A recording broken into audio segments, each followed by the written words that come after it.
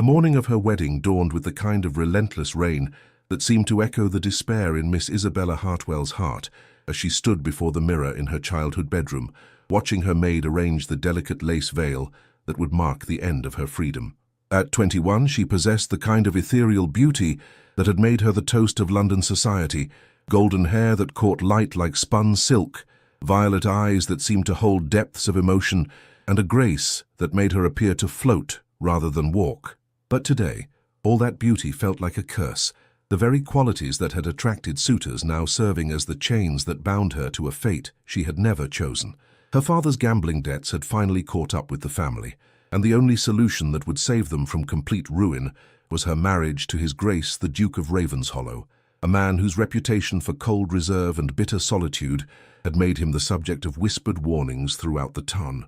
Adrian Blackwood, the 7th Duke of Ravenshollow, was a man of 34 whose dark handsomeness was overshadowed by an aura of melancholy that seemed to follow him like a shadow. Widowed 3 years earlier, when his beloved wife died in childbirth along with their unborn son, he had retreated from society into a world of duty and isolation that left little room for warmth or joy. His agreement to marry Isabella had been purely practical. He needed an heir, and she needed security. Love, he had made clear through their brief and formal negotiations, was not part of the arrangement. Isabella had met him only twice before their wedding day, both encounters marked by polite conversation that revealed nothing of the man beneath the ducal facade. He had been courteous but distant, treating her with the same careful reserve he might show to any business associate. There had been no attempt at courtship, no effort to discover her thoughts or feelings, no suggestion that he saw her as anything more than a necessary acquisition for his household.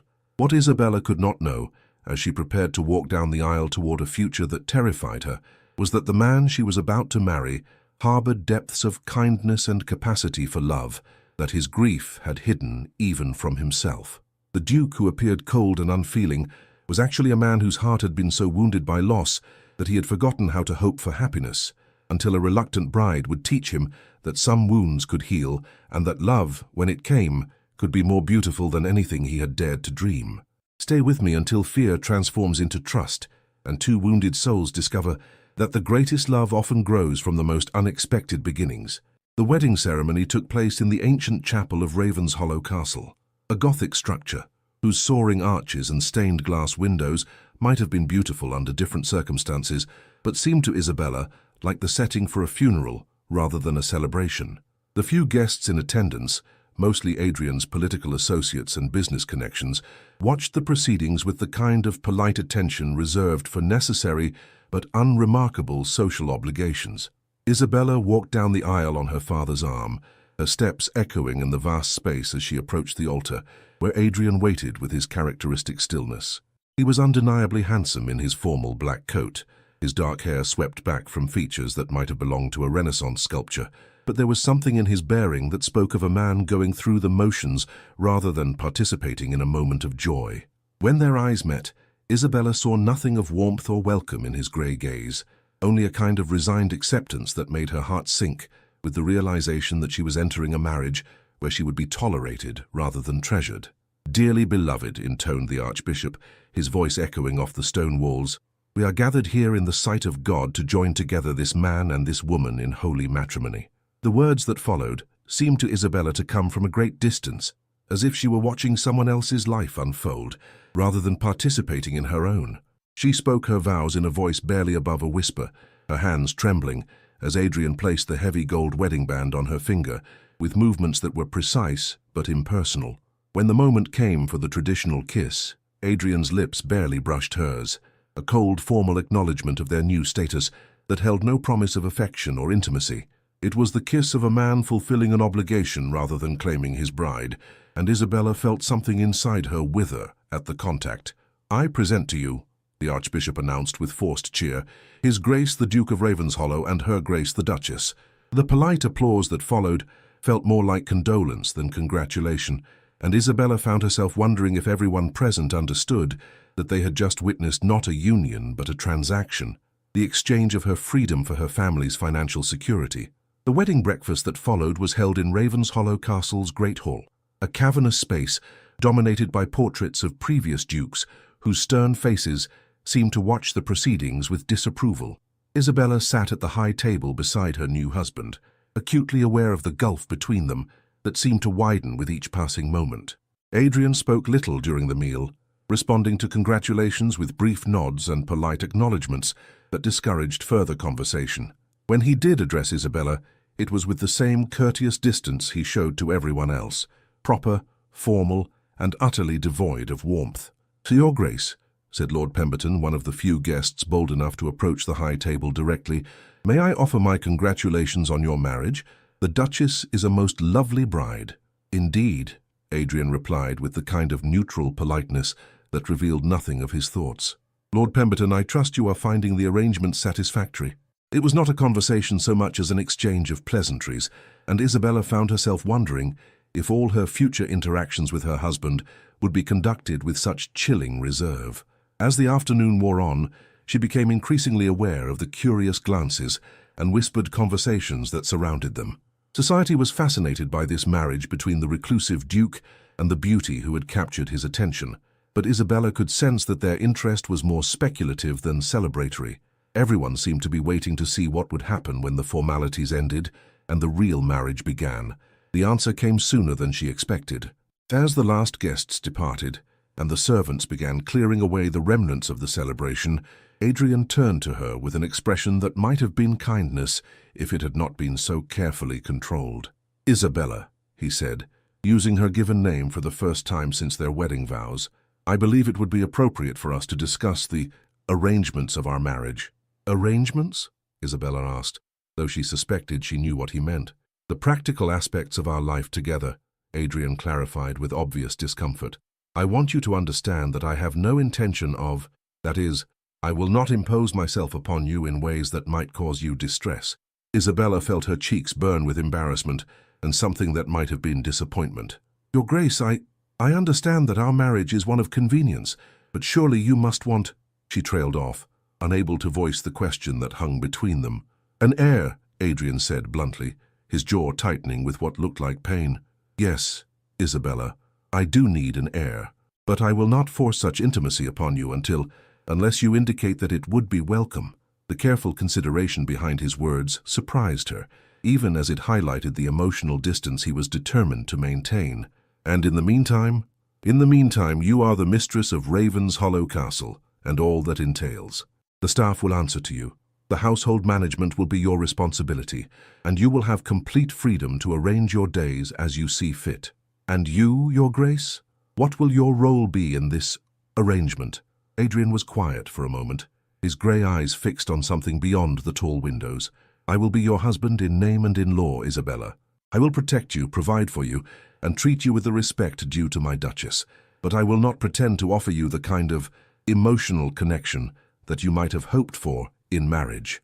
The honesty was brutal in its clarity, and Isabella felt tears gather in her eyes as she realized the full extent of her isolation. She was to be a duchess in title, but a stranger in her own marriage, sharing a name and a home with a man who had made it clear that his heart was not available to her. "I see," she said quietly, struggling to maintain her composure. "Your Grace, may I ask, is this because you find me unsuitable in some way, or is it simply that you prefer to keep your emotions private?" Adrian's expression flickered with what might have been surprise at her directness. "Isabella, you are everything that any man could want in a wife. Your unsuitability is not the issue. Then what is?" For a moment, Adrian's carefully maintained facade seemed to crack, revealing a glimpse of the pain that lay beneath his controlled exterior. "The issue, Isabella, is that I am not capable of being the husband you deserve. I am not capable of offering you the love and devotion that should be part of marriage, because you do not wish to, or because you cannot. Because I have learned that love leads to loss, and loss leads to pain that I am not willing to endure again," Adrian said with quiet finality. "Isabella, I buried my heart with my first wife. What I can offer you is security, respect, and protection. It will have to be enough." The admission revealed more about Adrian's character than hours of conversation might have done, and Isabella felt her heart ache for this man who had been so wounded by loss that he had chosen isolation over the risk of loving again. "Your Grace," she said softly, "I am sorry for your loss. I cannot imagine the pain you have endured." "Thank you," Adrian replied, his voice carefully controlled. "Isabella, I hope you understand that my Limitations are not a reflection of any deficiency on your part. I understand, Isabella said, though understanding and accepting were two very different things. Your Grace, may I ask what happened to your first wife, if it is not too painful to discuss? Adrian was quiet for so long that Isabella began to think he would not answer. When he finally spoke, his voice was rough with emotion that he could not entirely suppress. Catherine died in childbirth after a difficult labor that lasted 3 days. The physicians could not save either her or our son. He paused, his hands clenching into fists at his sides. I watched her suffer, Isabella. I held her hand while she died, and I swore that I would never put myself through such agony again.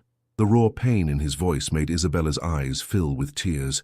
Oh, Adrian, she whispered, using his given name without thinking. I am so very sorry. As am I, Adrian said, his composure returning as he realized how much he had revealed. But Isabella, you must understand that my grief is not something I can simply set aside for the convenience of our marriage. It is part of who I am now. I would never ask you to set aside your grief, Isabella said gently. But perhaps in time you might find that honoring your first wife's memory does not require you to deny yourself the possibility of happiness again. Adrian stared at her for a moment, his grey eyes searching her face, as if trying to understand how she could speak of happiness in the context of their arranged marriage. Isabella, I do not want you to harbor false hopes about what our marriage might become. I am offering you security and respect, but I cannot offer you love. I understand, Isabella said, though her heart rebelled against the acceptance her words implied. Your Grace, I will try to be content with what you can offer, and I will try to ensure that you have no reason to regret this marriage, Adrian replied with obvious sincerity. Isabella, you deserve better than what I can give you, but I will do my best to make your life here as comfortable as possible. As their first conversation as husband and wife drew to a close, Isabella found herself both heartbroken and oddly hopeful. Adrian's honesty about his limitations was painful, but it also revealed a man of integrity who was struggling with genuine grief rather than simple coldness. There was kindness in his consideration for her feelings, even as he made clear the boundaries he intended to maintain. That evening, as Isabella settled into the Duchess's chambers that had been prepared for her, a beautiful suite of rooms that connected to Adrian's through a door that she suspected would remain permanently locked, she reflected on the strange turn her life had taken. She had entered marriage expecting coldness and indifference, and while she had certainly found emotional distance, she had also glimpsed depths of pain and honor that suggested her husband was far more complex than his reputation suggested. The Duke who could not love was not cruel or heartless. He was simply a man so wounded by loss that he had forgotten how to hope. And perhaps, Isabella thought as she prepared for her first night as a married woman, there was something she could do to help him remember. She had been forced to marry against her will, but she was beginning to suspect that the love she had always dreamed of might be possible even in the most unlikely circumstances, if she had the patience to wait for a grieving heart to heal, and the courage to show a wounded man that love, when it came, could be a source of strength rather than vulnerability. The first weeks of Isabella's marriage passed in a strange state of suspended animation, as if she were living in a beautifully appointed prison, where every comfort was provided except the one thing she truly craved, genuine connection with her husband. Adrian was unfailingly polite, considerate of her needs, and respectful of her position as his Duchess, but he maintained an emotional distance that made her feel like a guest in her own home. Their daily interactions followed a pattern that was both courteous and heartbreaking. They shared breakfast in the morning room, where Adrian would inquire about her plans for the day and offer assistance with any household matters that required his attention. Their conversations were pleasant but superficial, touching on safe topics like the weather, estate business, and social obligations while carefully avoiding anything that might reveal their inner thoughts or feelings. Isabella, Adrian said one morning as they sat overlooking the castle's extensive gardens, I have received an invitation to Lady Pemberton's ball next week. I assume you would like to attend. If you think it appropriate, Your Grace, Isabella replied, noting how he still addressed her formally even in private. I confess I am somewhat nervous about our first public appearance as a married couple. There is nothing to be nervous about, Adrian said with gentle reassurance. You are the Duchess of Ravenshollow now, and society will treat you with the respect that position commands. And you, how will you treat me? How? The question escaped before Isabella could stop it, revealing more of her longing than she had intended. Adrian's expression flickered with something that might have been surprise or regret. "I will treat you as my Duchess and my wife Isabella. You need have no concerns about my public behavior toward you." "That is not what I meant," Isabella said softly, then immediately regretted her boldness. "Forgive me, Your Grace, I spoke out of turn." "You did not speak out of turn," Adrian replied, his voice gentler than usual. "Isabella, I know that our arrangement is not what you might have hoped for in marriage. I am sorry for that." "You have nothing to apologize for," Isabella said quickly. "Your Grace, you have been nothing but kind and considerate. I have no complaints about your treatment of me." "But you have hopes," Adrian said with unexpected perceptiveness. "Isabella, I can see it in your eyes sometimes, the hope that things might be different between us. I do not want you to torture yourself with expectations that I cannot fulfill." The honesty was both kind and cruel, and Isabella felt tears gather in her eyes despite her efforts to maintain her composure. "Your Grace, I understand your position. I will try to be content with what we have." "What we have is not nothing," Adrian said with quiet intensity. "Isabella, we have respect, compatibility, and mutual consideration. Many marriages have been built on far less." "But not love," Isabella said, the words slipping out before she could stop them. Adrian was quiet for a long moment, his grey eyes fixed on the gardens beyond the window. "No," he said finally, "not love." Despite the emotional distance Adrian maintained, Isabella began to notice small gestures that suggested he was not as indifferent to her welfare as his formal manner might suggest. He ensured that her favorite flowers were always present in her rooms, remembered her preferences for tea and food, and made subtle adjustments to household routines to accommodate her comfort. When she mentioned in passing that she missed having a piano to play, a magnificent instrument appeared in the music room within days. When she expressed interest in the castle's extensive library, Adrian personally gave her a tour and encouraged her to make use of any books that caught her attention. "Your Grace," Isabella said one afternoon, as she discovered a collection of botanical texts that perfectly matched her interests, "did you select these books specifically for me?" "I noticed your interest in the gardens," Adrian replied with characteristic understatement. "I thought you might find them useful." "They are perfect," Isabella said with genuine pleasure. "Your Grace, you are very thoughtful." "I simply want you to be comfortable here," Adrian said, but something in his tone suggested that her happiness mattered to him more than he was willing to admit. It was during these quiet moments of consideration that Isabella began to glimpse the man Adrian had been before grief had changed him. She saw it in the way he spoke to the servants, with respect and genuine concern for their welfare. She saw it in his careful management of the estate, which prioritized the needs of his tenants over maximum profit. She saw it in his treatment of her, which was unfailingly gentle despite his emotional reserve. "Mrs. Crawford," Isabella said to the housekeeper one morning, "may I ask what His Grace was like before his first wife died?" The older woman's expression softened with memory and sadness. "Oh, Your Grace, he was like a different man entirely. Always laughing, always planning some surprise for her Grace Catherine. He loved her so dearly, and she him. The whole castle was full of joy in those days. And after she died, it was as if the light went out of him," Mrs. Crawford said with obvious pain. "Your Grace, he blamed himself for her death, though there was nothing he could have done. The physician said it was just one of those tragedies that sometimes happen. He blamed himself. He said he should never have gotten her with child, that he should have known the risks," Mrs. Crawford explained. "Your Grace, he hasn't been the same since. It's like he's afraid to care about anything too much in case he loses it again." The conversation gave Isabella new insight into her husband's behavior, helping her understand that his emotional distance was not indifference, but self-protection. Adrian was not incapable of love. He was terrified of it, afraid that caring deeply would only lead to the kind of devastating loss he had already endured. This understanding changed how Isabella approached their interactions. Instead of feeling hurt by his reserve, she began to see it as a challenge, not to break down his defenses through force, but to show him through patience and kindness that love did not have to end in loss. She began leaving small tokens of appreciation in places where he would find them. A book she thought he might enjoy on his desk, wildflowers from the garden in his study, notes of thanks for his various kindnesses. She never mentioned these gestures directly, but she noticed that the flowers were always carefully preserved, and the books showed signs of being read. "Isabella," Adrian said one evening as they shared dinner in the smaller dining room, "I wanted to thank you for the book of poetry you left in my study. I found it quite moving." "I am glad you enjoyed it," Isabella replied, her heart racing at this small acknowledgement of her gesture. "Your Grace, I noticed that you have an extensive collection of poetry in the library. Do you read it often?" "I used to," Adrian said, his expression growing distant. "Catherine and I would read to each other in the evenings.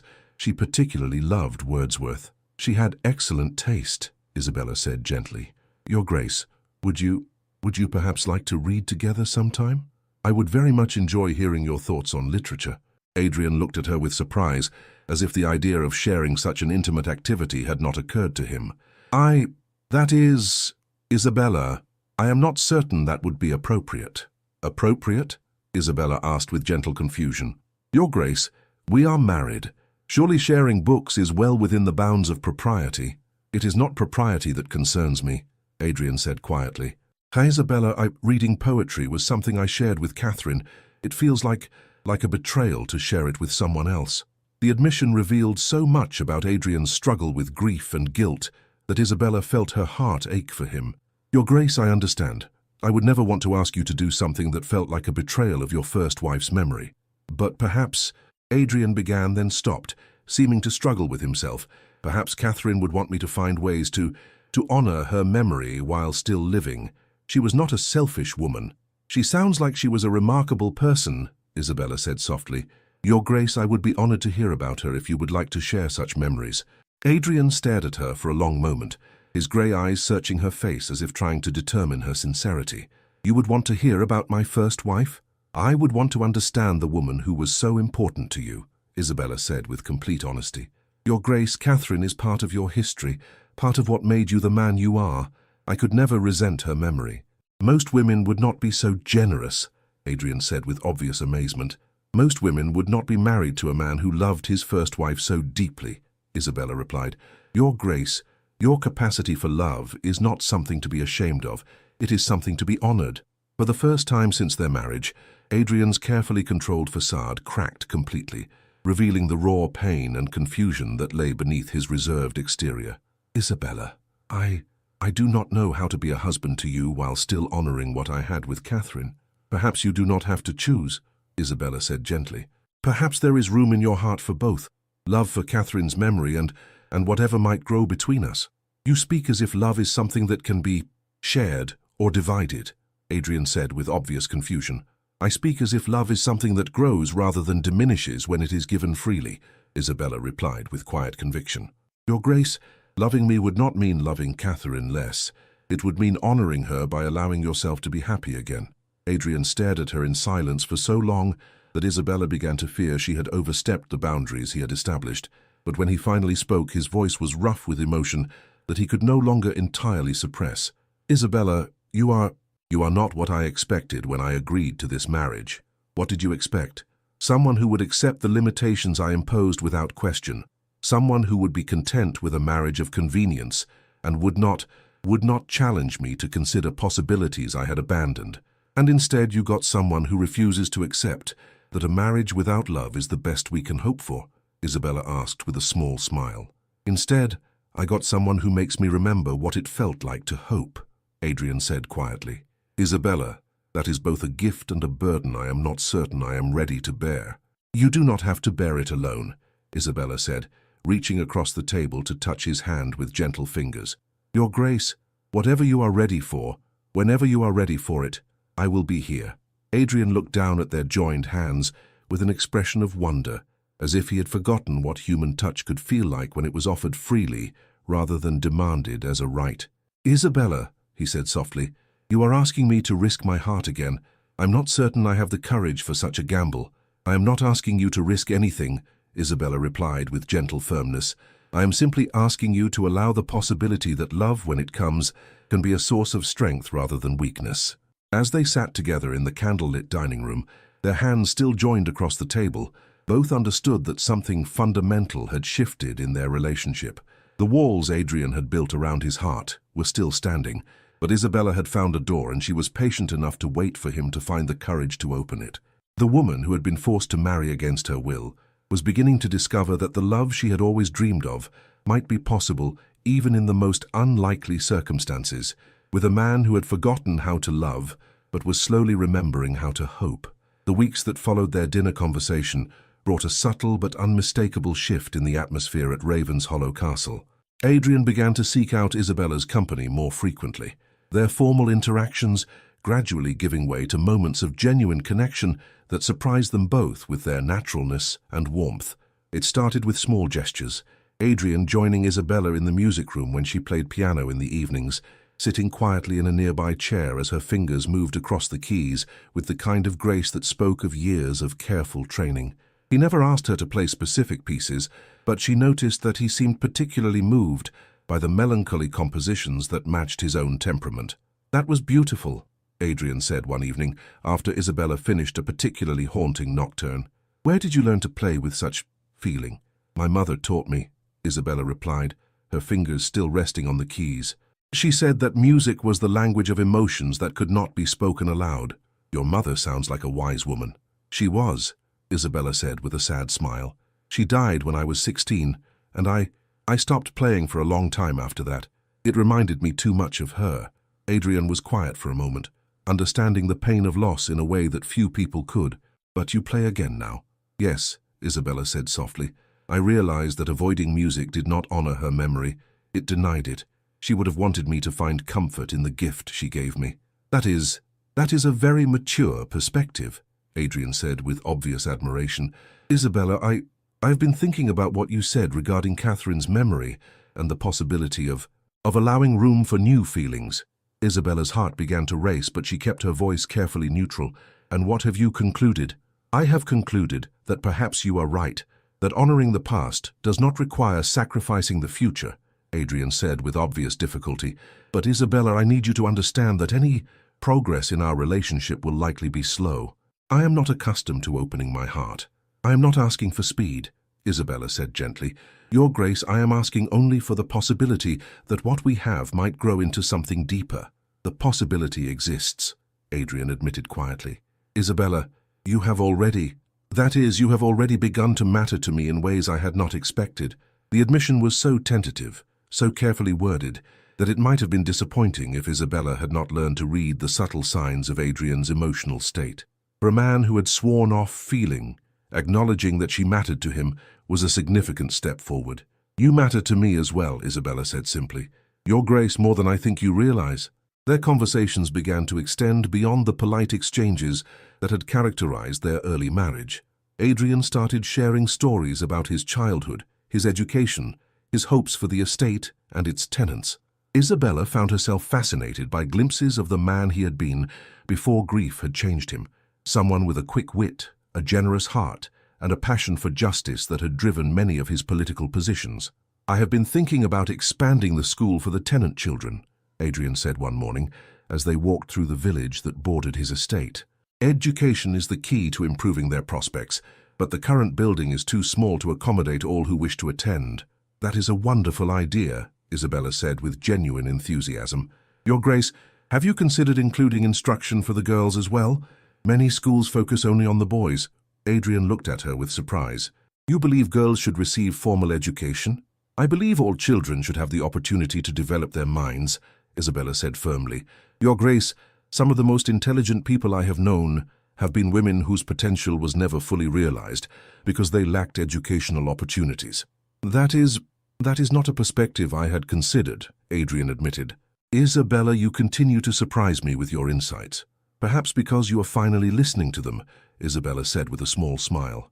"Your Grace, you have always been courteous, but lately you seem more present in our conversations." "I am trying to be," Adrian said with obvious effort. "Isabella, I realize that I have been distant since our marriage. I am attempting to remedy that failing." "It was not a failing," Isabella said gently. "It was self-protection. But I am grateful that you feel safe enough now to lower your guard. Even a little," Adrian repeated thoughtfully. "Yes, I suppose that is what it is. Isabella, you have a way of making me feel secure in ways I had not expected." "How so?" "You do not demand more than I can give, yet you somehow inspire me to offer more than I thought possible," Adrian said with obvious wonder. "Isabella, you have patience with my limitations that I do not deserve." "You deserve kindness, Adrian," Isabella said, using his given name naturally for the first time in weeks. "You deserve understanding and patience and love when you are ready to accept it."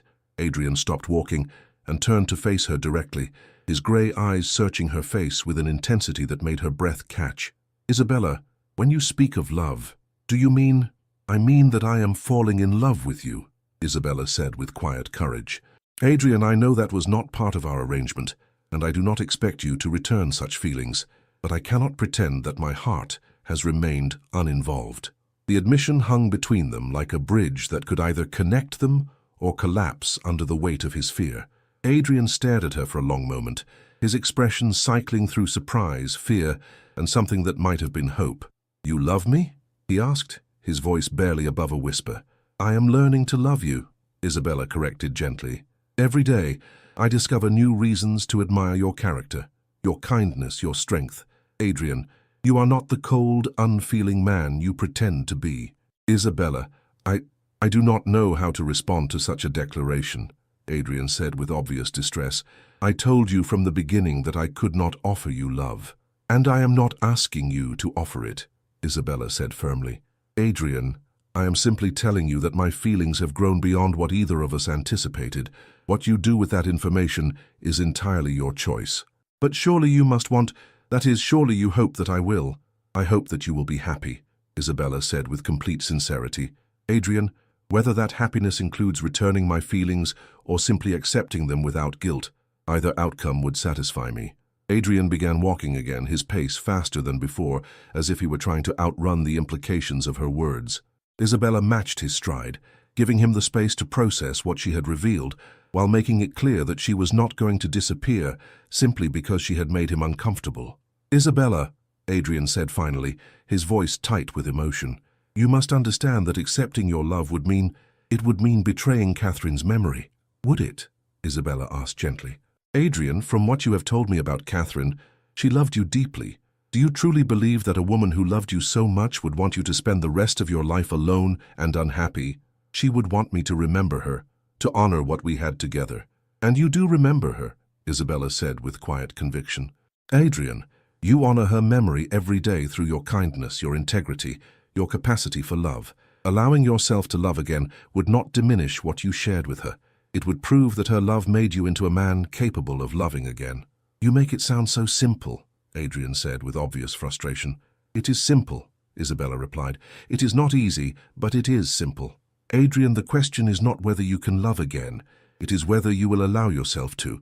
They walked in silence for several minutes, both lost in their own thoughts as they made their way back toward the castle.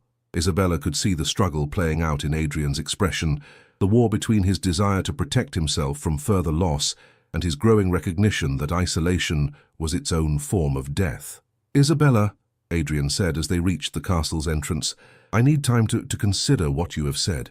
This is not a decision I can make lightly." "Take all the time you need," Isabella said with gentle understanding. "Adrian, I am not going anywhere. Whatever you decide, I will respect your choice. And if I decide that I cannot, that the risk is too great, then we will continue as we have been," Isabella said simply. "Adrian, my love for you is not conditional on its being returned. I would rather love you without hope than not love you at all." The days that followed Isabella's declaration were marked by a tension that was both painful and hopeful. Adrian seemed to be waging an internal battle that played out in his every interaction with her. Moments of warmth and connection followed by periods of withdrawal that suggested he was fighting his own growing feelings. Isabella watched this struggle with patience and understanding, recognizing that Adrian was not just deciding whether to love her, but whether to risk his heart again after the devastating loss he had endured. She continued to show him kindness and consideration without pressure, allowing him to see that love did not have to be a source of fear. "Your Grace," Mrs. Crawford said to Isabella one morning, "if I may be so bold, His Grace seems different lately. More like his old self, if you understand my meaning." "Different how?" Isabella asked, though she suspected she knew the answer. "More present, if that makes sense. For years it was as if he was going through the motions of living without really being alive. But lately, he seems to be awakening." "I hope that is a good thing," Isabella said carefully. "Oh, it is, Your Grace, it most certainly is," Mrs. Crawford said with obvious pleasure. "If I may say so, you have been very good for him. Very good indeed." The breakthrough came on a rainy evening in late autumn, when Isabella found Adrian in his study, staring at a portrait of Catherine that hung above the fireplace. His expression was thoughtful rather than pained, and when he noticed her presence, he did not immediately look away. "She was beautiful," Isabella said softly, studying the painted features of the woman who had been Adrian's first love. "Yes, she was," Adrian agreed, "but more than that, she was kind, intelligent, full of life." Catherine could find joy in the smallest things: a flower blooming in the garden, a particularly beautiful sunset, a piece of music that moved her. "She sounds wonderful," Isabella said with genuine warmth. "Adrian, you were fortunate to have such love, even if it was brief." "I have been thinking about what you said," Adrian said quietly, "about Catherine wanting me to be happy. And I realized that you are right. She would be heartbroken to know that her death had caused me to stop living." "What have you concluded?" Isabella asked, her heart racing with hope and fear. "I have concluded that love is not a finite resource that can be depleted by sharing," Adrian said, turning to face her fully. "Isabella, I have concluded that my love for Catherine does not prevent me from developing feelings for you." "And have you developed feelings for me?" Isabella asked, barely daring to breathe. "I have fallen in love with you," Adrian said with quiet intensity. "Isabella, somewhere in the weeks since our marriage, you have become essential to my happiness in ways I never thought possible again." Isabella felt tears of joy streaming down her cheeks as she absorbed the magnitude of his admission. "Adrian, are you certain? I do not want you to feel pressured by my declaration." "I am certain," Adrian said, moving closer to take her hands in his. "Isabella, you have shown me that it is possible to honor the past while embracing the future. You have taught me that love is not something to be feared, but something to be celebrated." "And I love you," Isabella said through her tears. "Adrian, I love your kindness, your strength, your capacity for growth. I love the man you are and the man you are becoming." When Adrian kissed her, it was with all the passion and tenderness that had been building between them for months. It was nothing like the cold, formal kiss of their wedding ceremony, but a true expression of love that left them both breathless and amazed. "Isabella," Adrian said against her lips, "you have given me back my life. You have shown me that it is possible to love again without betraying what came before. And you have shown me that the love I dreamed of was worth waiting for," Isabella replied, her hands framing his face as she studied the features that had become so dear to her. "Adrian, you have been so patient with yourself, so gentle with your own healing. I am honored to be part of that journey." "The journey is far from over," Adrian said with a smile that transformed his entire face. "Isabella, I want to learn how to be a proper husband to you, how to love you as you deserve to be loved." "You already love me as I deserve to be loved," Isabella said with complete conviction. "Adrian, you love me with patience, with kindness, with respect. What more could any woman ask for?" "Passion," Adrian said with a heat in his eyes that made Isabella's pulse quicken. "Isabella, I want to show you passion, desire, the kind of love that encompasses both heart and body." "Then show me," Isabella said with quiet courage. "Adrian, I am your wife. I want to be your wife in every sense of the word." That night, for the first time since their marriage, Adrian came to Isabella's chambers not as a duty, but as a man claiming his beloved wife. Their union was tender and passionate, marked by the kind of emotional intimacy that transformed physical connection into something transcendent. "Isabella," Adrian whispered as they lay entwined in the aftermath of their lovemaking, "I never thought I could feel this way again. You have given me a gift I thought was lost forever." "We have given each other a gift," Isabella corrected softly. "Adrian, you have shown me what it means to be truly loved, truly cherished. This is what I dreamed of when I dreamed of marriage." "Even though our marriage began with such practical considerations, especially because of that," Isabella said with a smile. "Adrian, we have proven that love can grow from the most unlikely soil. We have built something beautiful from necessity and patience and mutual respect, and we will continue to build it," Adrian said with quiet determination. "Isabella, I want to spend the rest of my life showing you how much you mean to me, and I want to spend the rest of my life loving you," Isabella replied, her heart overflowing with happiness and gratitude. "Adrian, you have made all my dreams come true." As they held each other in the darkness, both understood that they had found something rare and precious, a love that had grown from understanding rather than mere attraction, from patience rather than passion, from choice rather than compulsion.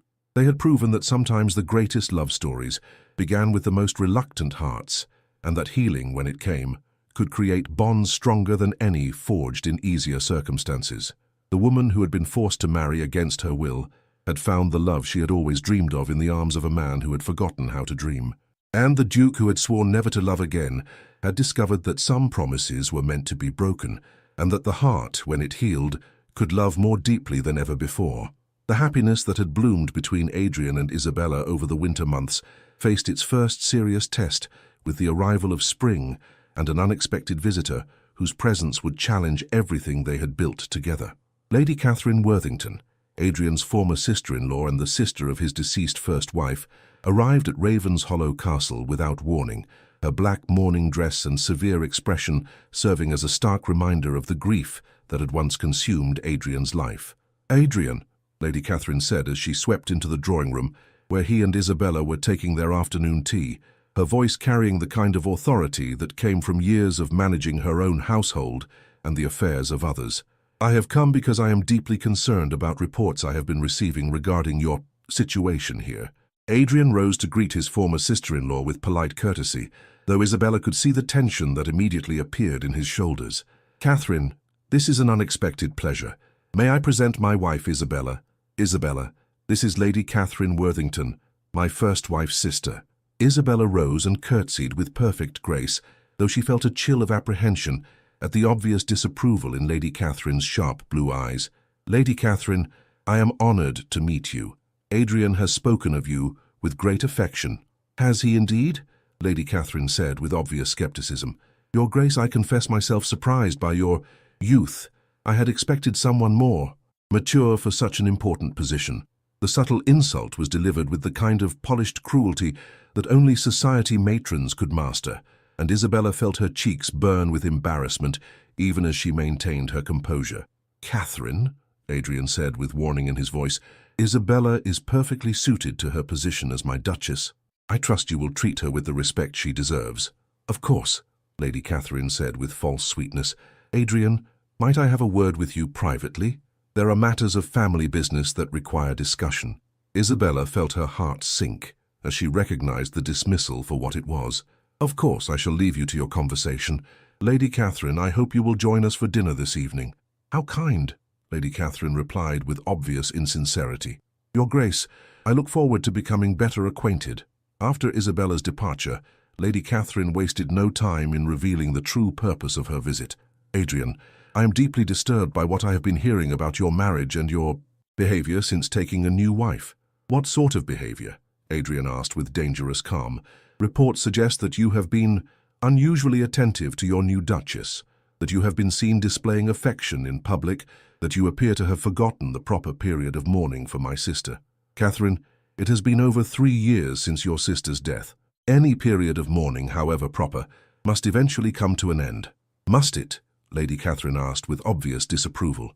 "Adrian, my sister was the love of your life. She bore your name, shared your bed, carried your child. How can you simply replace her as if she never existed?"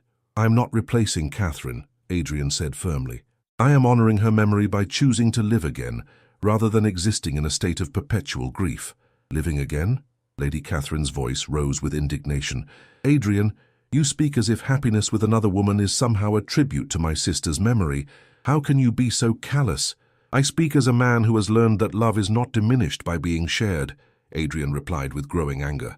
"Catherine, your sister was a generous, loving woman who would never have wanted me to spend my life alone and miserable." "You presume to know what my sister would have wanted?" Lady Catherine asked with obvious outrage. "Adrian, you have known this girl for mere months. How dare you suggest that your feelings for her could possibly compare to the love you shared with Catherine?" "I do not compare them," Adrian said with quiet dignity. "My love for your sister was deep and true, and it will always be part of who I am. But that does not mean I am incapable of loving again, or that such love somehow dishonors what came before." "It dishonors everything," Lady Catherine said with passionate conviction. "Adrian, you have forgotten yourself, forgotten your duty to my sister's memory. This infatuation with a young girl half your age is unseemly and inappropriate." "Isabella is 21, hardly a child," Adrian said with obvious irritation. "And my feelings for her are not infatuation, but genuine love based on respect, admiration, and deep affection." "Love?" Lady Catherine laughed bitterly. "Adrian, you speak of love as if it was something that could be summoned at will, as if the heart was some fickle organ that could simply transfer its affections from one object to another. I speak of love as something that can grow and change and expand without diminishing what came before, Adrian replied with passionate intensity. Catherine, I will always love your sister, but I refuse to let that love become a prison that prevents me from finding happiness again. The argument continued for over an hour, with Lady Catherine becoming increasingly strident in her condemnation of Adrian's marriage and his apparent betrayal of her sister's memory. When Isabella finally returned to check on their guest, she found both participants visibly upset and the atmosphere in the room thick with tension. Perhaps I should arrange for refreshments, Isabella said carefully, sensing that her presence was not welcome, but unwilling to abandon Adrian to face this attack alone. That will not be necessary, Lady Catherine said coldly. Your Grace, I believe I have said everything that needs to be said. Adrian, I hope you will give serious consideration to what we have discussed. I have given it all the consideration it deserves, Adrian replied with finality. Catherine, you are welcome to stay for dinner, but I will not continue this conversation. I think not, Lady Catherine said with obvious disdain. Adrian, I had hoped to find you in a more reasonable frame of mind. Perhaps time will restore your perspective. After Lady Catherine's departure, Adrian and Isabella found themselves alone in the drawing room, both shaken by the encounter and its implications for their happiness. Adrian, Isabella said softly, I am so sorry. I never meant to come between you and your first wife's family. You have not come between us, Adrian said firmly, moving to take her in his arms. Isabella, Catherine's grief has made her unable to accept that life must continue even after loss. But she was right about one thing, Isabella said with obvious pain. You did love your first wife deeply, and I am just a substitute, someone you settled for because you needed an heir. Isabella, look at me, Adrian said, tilting her face up to meet his gaze. So you are not a substitute for anyone. You are not someone I settled for. You are the woman I choose to love, the woman who has brought joy back into my life. But if Catherine had not died, if you had not needed to remarry, then I would never have had the privilege of knowing you, of loving you, of discovering what we could build together. Adrian interrupted with passionate conviction. Isabella, I cannot change the past, but I can choose the future. And I choose you every day, not because I have to, but because I want to. Are you certain? Isabella asked, her voice trembling with uncertainty. Adrian, Lady Catherine made me realize how little I know about your first marriage, about the depth of what you shared with her. Perhaps I have been naive to think that what we have could compare. What we have does not need to compare, Adrian said gently. Isabella, my love for Catherine was the love of youth, passionate and intense, but also untested by real adversity. What I feel for you is the love of a man who has experienced loss and chosen to risk his heart again. And you believe that makes it stronger? I believe it makes it more precious, Adrian said with quiet intensity. Isabella, you have taught me that love can heal as well as wound, that it can be a source of strength rather than vulnerability. That is a gift beyond price.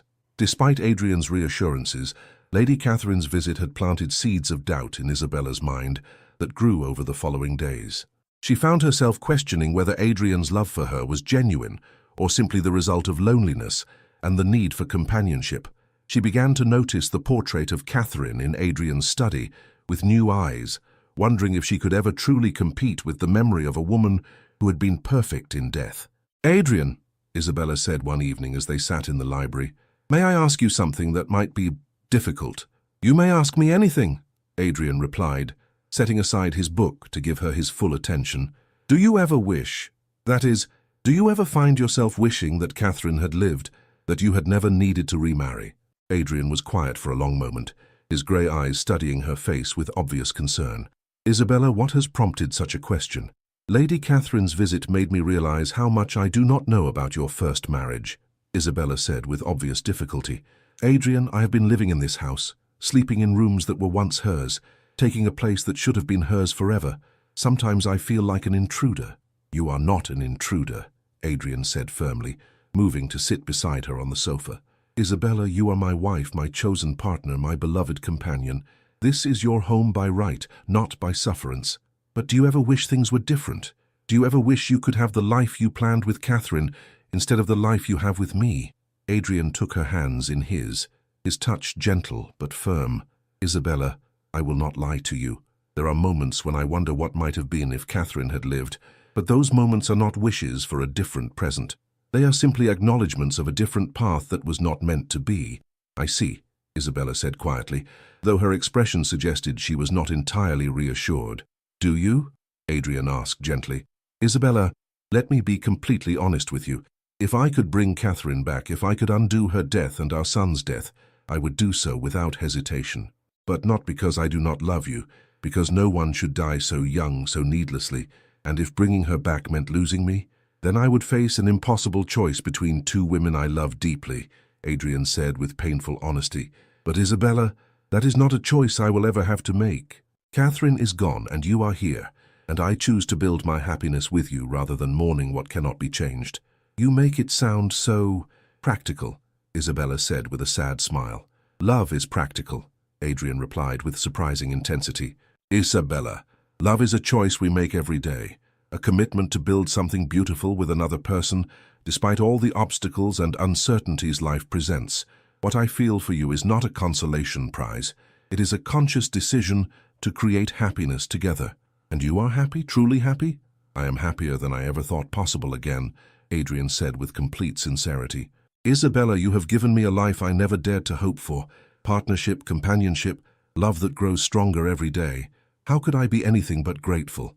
As they held each other in the library where their love had first been acknowledged, both understood that Lady Catherine's visit had forced them to confront difficult truths about their relationship and its place in the larger context of Adrian's life. But rather than weakening their bond, the conversation had strengthened it by establishing that their love was not a substitute for what had been lost, but a new creation built on its own foundation. The threat to their happiness had come not from external forces, but from internal doubts, and by facing those doubts honestly, they had proven that their love was strong enough to withstand even the most challenging questions about its legitimacy and worth. The woman who had been forced to marry against her will had found not just love, but the security of knowing that she was chosen, valued, and cherished for herself, rather than as a replacement for someone else.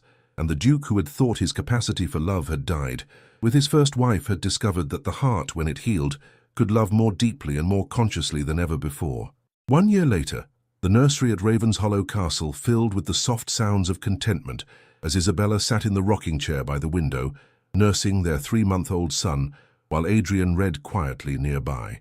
The room that had once been prepared for the child he had lost with Catherine had been transformed into a space of joy and hope, decorated with the kind of warm touches that spoke of love rather than mere duty. He has your eyes, Adrian said softly, looking up from his book to watch his wife and son with an expression of wonder that still surprised him with its intensity. And your stubborn chin, Isabella replied with a smile that lit up her entire face. Adrian, I think he is going to be just as determined as his father. God help us all, Adrian said with a laugh that would have been unimaginable 2 years earlier. Isabella, I never thought, that is, I never dared to hope that I would have this again. This? A family. A wife I adore, a healthy child, a home filled with love rather than grief. Adrian set aside his book and moved to kneel beside her chair, his hand gently stroking their son's downy hair. Isabella, you have given me everything I thought I had lost forever. We have given each other everything, Isabella corrected gently. Adrian, you taught me what it means to be truly loved, truly cherished. You showed me that marriage could be a partnership of equals rather than a prison. The past year had brought challenges and joys in equal measure. Isabella's pregnancy had been difficult, marked by the kind of complications that had claimed Catherine's life, and both she and Adrian had struggled with fears that history might repeat itself. But their love had proven stronger than their fears, and Isabella had delivered their son safely after a labor that, while long, had ended in triumph rather than tragedy. Do you remember what you said to me on our wedding day? Isabella asked, as she transferred their now sleeping son to Adrian's arms. About not being able to offer me love? I remember being a fool who thought that protecting his heart was more important than opening it, Adrian said with obvious regret. Isabella, I wasted so much time being afraid of what I might lose that I nearly missed what I could gain. You were not a fool. You were a man who had been wounded and needed time to heal, Isabella said with characteristic generosity. Adrian, your caution taught me patience, and your eventual trust taught me the value of love that is chosen, rather than simply felt. And now? Adrian asked, settling into the chair beside hers with their son cradled against his chest. Are you happy, Isabella? Truly happy with the life we have built together. I am happier than I ever dreamed possible, Isabella said without hesitation. Adrian, you have given me a love that is both passionate and gentle, a marriage that is both romantic and practical, a life that is both secure and adventurous. Even though it began with such reluctance on both our parts, especially because of that, Isabella said with a smile that held all the warmth of their shared journey. Adrian, we have proven that the most beautiful love can grow from the most unlikely soil. We chose each other not once, but every day since our wedding. Their conversation was interrupted by a soft knock at the nursery door, followed by the entrance of Mrs. Crawford carrying a tea service and wearing the kind of satisfied expression that had become her default since the arrival of the young master. "Your Graces," she said with obvious pleasure, "I thought you might enjoy some refreshment, and if I may say so, Master James is looking more like his father every day." "Thank you, Mrs. Crawford," Adrian said warmly. "Has the post arrived?" "I am expecting correspondence from the school committee." "Indeed it has, Your Grace, and there are several letters that appear to be of considerable importance," Mrs. Crawford replied. "Shall I have them brought up?" "Later will be fine," Adrian said, his attention focused entirely on his wife and son. "For now I am exactly where I want to be." After Mrs. Crawford's departure, Adrian and Isabella settled into the comfortable silence that had become one of their greatest pleasures, the ability to simply be together without the need for constant conversation or entertainment. Their son slept peacefully in Adrian's arms, while Isabella poured tea, both parents marveling at the perfect contentment of the moment. "Adrian," Isabella said softly, "do you think Catherine would approve? Of us, I mean, and of the happiness we have found together?" It was a question that had taken Isabella months to find the courage to ask, but one that had been in her heart since the early days of their marriage.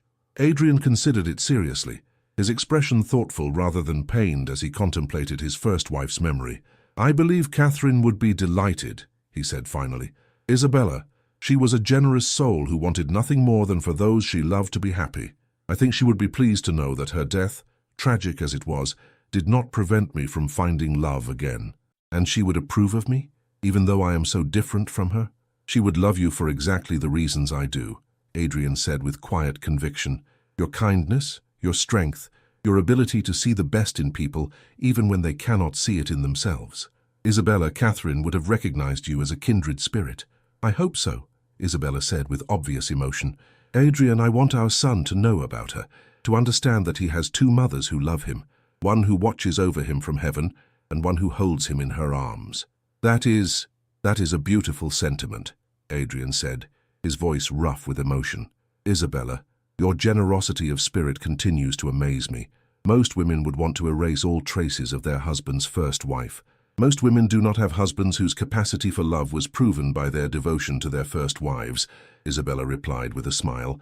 "Adrian, your love for Catherine showed me what kind of man you are. Loyal, devoted, capable of deep feeling. How could I resent the very quality that made me fall in love with you?" As afternoon faded into evening, they were joined by an unexpected visitor, whose arrival brought news that would shape their future in ways they could not yet imagine. Lady Catherine Worthington appeared in the nursery doorway, her expression softer than it had been during her previous visit, her black mourning dress replaced by the deep purple that indicated a gradual emergence from grief. "Adrian, Isabella," she said quietly, "I hope you will forgive my intrusion. Mrs. Crawford told me I would find you here." "Catherine," Adrian said with cautious courtesy, "this is unexpected. Please come in." Lady Catherine approached slowly, her eyes fixed on the sleeping infant in Adrian's arms with an expression of wonder and pain. "He is beautiful," she said softly. "Adrian, he looks very much like you did as a baby. Would you like to hold him?" Isabella asked gently, recognizing the longing in the older woman's eyes. Lady Catherine looked at Isabella with surprise, as if she had not expected such generosity from the woman she had treated so poorly during her previous visit. If you would not mind, Your Grace, I have not held a baby since my sister's son was born." Adrian carefully transferred their son to Lady Catherine's arms, watching with concern as tears gathered in her eyes. For several minutes, she simply stood holding the child, her expression cycling through grief, joy, and something that might have been peace.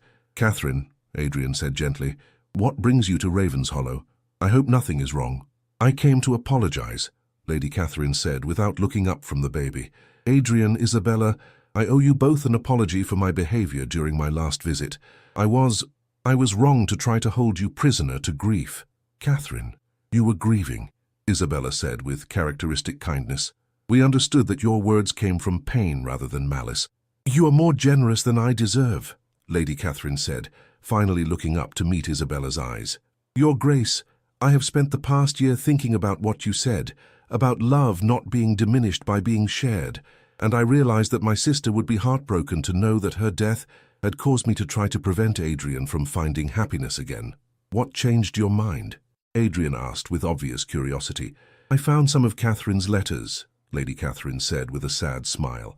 Letters she wrote to me during her pregnancy, when she was so happy about becoming a mother. In one of them, she wrote about her fears that something might happen to her, and she made me promise that if anything did happen, I would make sure you found love again. The revelation sent a shock through both Adrian and Isabella, who stared at Lady Catherine with amazement. She said that? Adrian asked, his voice barely above a whisper. She said that a man with your capacity for love should not waste it on grief, that she would haunt me if I allowed you to spend your life alone and miserable, Lady Catherine said with a tearful laugh. Adrian, my sister wanted you to be happy. She wanted you to find someone who would love you as completely as she did. And have you? Lady Catherine asked, turning to Isabella with obvious sincerity. Found someone who loves him completely, I mean. I love him with all my heart, Isabella said without hesitation. Lady Catherine, I love his kindness, his strength, his devotion to those he cares about. I love the man he was with your sister, and I love the man he has become with me. Then Catherine would be pleased, Lady Catherine said with obvious satisfaction. Your Grace, I hope you will forgive an old woman's interference. I hope you will allow me to be part of this child's life, to tell him stories about his father's first wife and the love she bore for his family. We would be honored, Isabella said warmly. Lady Catherine, James should know about all the people who love him, including the aunt who carries his father's first love in her heart. As Lady Catherine carefully returned the sleeping baby to his mother's arms, all three adults understood that something important had been healed in that moment.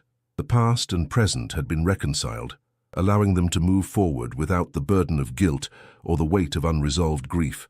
Adrian, Lady Catherine said as she prepared to leave, my sister chose well when she chose you, and you have chosen well in return. Isabella, you have my blessing and my gratitude for bringing joy back into this family. After Lady Catherine's departure, Adrian and Isabella sat in the gathering twilight, both moved by the unexpected reconciliation and the revelation of Catherine's final wishes. She wanted me to find love again, Adrian said with wonder. Hey, Isabella, all this time I thought loving you was a betrayal when it was actually fulfilling her last request. She wanted you to be happy, Isabella said softly. Adrian, that is what people who truly love us want, our happiness, even when they cannot share it. And are you happy? Adrian asked, echoing the question that had become a refrain in their relationship. Isabella, truly and completely happy. I am living a dream I never dared to dream, Isabella replied, looking down at their son and then at the man who had become her whole world.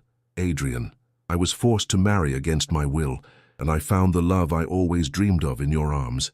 How could I be anything but grateful for the journey that brought us together, even though it began with such fear and reluctance? Especially because of that, Isabella said with a smile that held all the warmth of their shared journey. Adrian, we have proven that love is not about the circumstances that bring two people together, but about what they choose to build once they find each other. As night fell over Ravenshollow Castle, the family settled into the peaceful routine that had become their greatest treasure. Adrian read aloud from a book of poetry, while Isabella nursed their son, both parents marveling at the perfect contentment of their domestic happiness. The woman who had been forced into marriage against her will had discovered that sometimes the greatest gifts came in the most unexpected packages. The Duke, who had thought his heart died with his first wife, had learned that love, when it returned, could be even more precious for having been lost and found again. Their love story had begun with duty and blossomed into devotion, proving that the most beautiful marriages were not always those born of passion, but those built on patience, understanding, and the daily choice to cherish the person fate had placed in their path. In the arms of a man she had once feared, Isabella had found not just love but the home she had always dreamed of, a place where she was valued, protected, and cherished for exactly who she was. And in the love of a woman who had been forced to marry him, Adrian had discovered that the heart, when it healed, could love more deeply and more gratefully than ever before. Their son would grow up knowing that he was the product of a love that had conquered fear, overcome grief and proven that sometimes the most reluctant hearts could create the most beautiful families. And in the years to come, when young people asked them about the secret to lasting happiness, they would smile and say that love was not about finding the perfect person, but about choosing to build something perfect with the person you found. If this tale of reluctant hearts finding unexpected love, of healing through patience and understanding, and of a marriage that transformed from duty into devotion touched your soul, please give this video a like and subscribe to our channel for more inspiring historical romances. Share your thoughts in the comments below. Would you have had the courage to open your heart after such devastating loss? Could you have found love in an arranged marriage? Your engagement helps us bring you more stories where love conquers fear and proves that the most beautiful relationships often grow from the most unlikely beginnings. Thank you for joining us in the halls of Ravenshollow Castle. And until our next romantic tale unfolds, remember that sometimes the love we always dreamed of comes to us in the arms of someone we never expected to meet.